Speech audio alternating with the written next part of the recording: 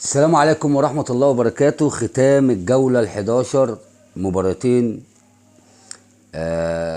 الساعة 4 سيراميكا وسموحة طلعوا حبايب الشوط الأولاني. هدف لعبد الكبير الوادي من ضربة جزاء في دقيقة 62، ويقدر سموحة يهرب بالثلاث نقاط عشان يوصل للنقطة 14. وأنا شايف إن الفرقتين اللي كانوا يقدروا يحرجوا الزمالك ويتخطوا الزمالك خدموهم. المصري اتعادل، النادي المصري اتعادل، ونادي سيراميكا اتهزم النهارده من سموحه. يبقى الزمالك 20 نقطه محدش عداه. ثم مباراه النادي الاهلي. النادي الاهلي اول ما نزل جراديشار اللي احنا قلنا الجواب بيبان من عنوانه، شكله لعيب جامد قوي. تحس ان هو بقاله سنتين في وسط لعيب النادي الاهلي، اتحرك بحريه، بيلمس مع الناس، ما بيخافش انه يستلم، زائد ان هو فرود خطير على المرمى.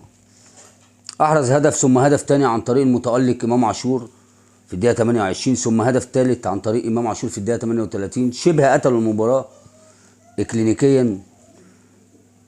فنزل الشوط الثاني النادي الاهلي فاكك، وبدا الراجل يغير. قدر ارنولد ايفا يجيب جون في الدقيقه 75. ما غيرش شيء، الراجل بيشوف الناس كلها وبيدي الناس كلها. شابوه اداره النادي الاهلي طبعا. الناس جابوا صفقات تقيله. يمكن الصفقات كلها لسه ما اشتركتش، يمكن اللي اشترك صفقتين بس، جراديشار واحمد ومصطفى العش، سردباك وفرود، هم دول اللي اشتركوا. لسه بن شرقي ما اشتركش، لسه احمد رضا ما اشتركش، لسه طبعا باقي الصفقات ما اشتركتش.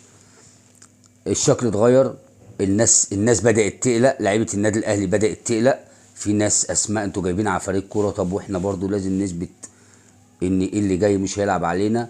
النادي الاهلي اتغير 360 درجه المباراه دي ومباراه بيراميدز عن المباراتين ثلاثه اللي قبليهم. وانا شايف ان النادي الاهلي عنوان كده، النادي الاهلي بيقول اللي خايف يروح. الف مبروك للنادي الاهلي وختام الجوله ال11. السلام عليكم.